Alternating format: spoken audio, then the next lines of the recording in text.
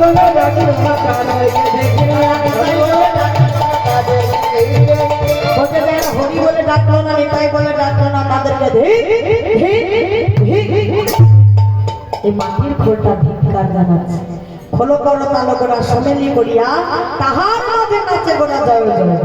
আর সেই তালে তালে কারা নৃত্য করছে সকল ভক্তগণ নৃত্য করছে কিন্তু আর সবার থেকে আনন্দ কারো বেশি জানো কার আনন্দ অদ্বৈত ঠাকুর নাচে রে অদ্বৈত ঠাকুর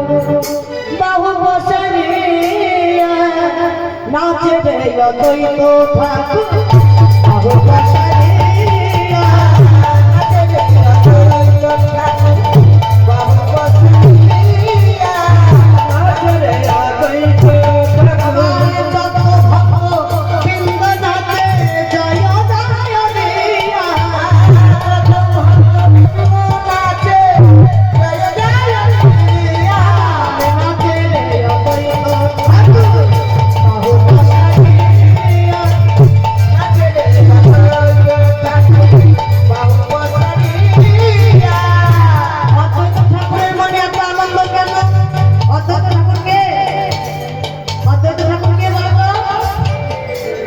বাবা ভোলানাথ তো বাবা ভোলানাথের এত আনন্দ হলো কেন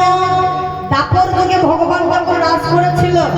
ওই বাবা ভোলানাথ পার্বতীর পিছন পিছনে রাসমঞ্চে গিয়ে হাজির হয়েছে জানো পিছন পিছন চলে গেছে আর ভগবান অন্তর্যামী জানতে পেরে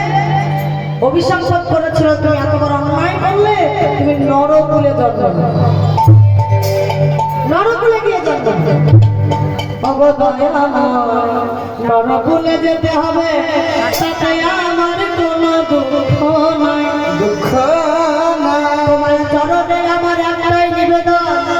যে রস আস্বাদনের লাগিয়া নরকুলে আমায় যেতে হবে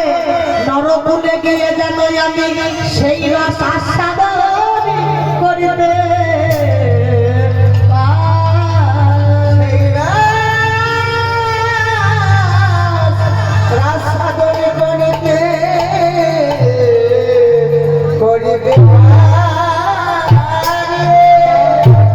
নরকুলে গিয়ে যেন আমি সেই রস আস্বাদন করতে পারি ভগবান বললেন অদ্বৈত ভোলানাথ তুমি তো বড় চালাক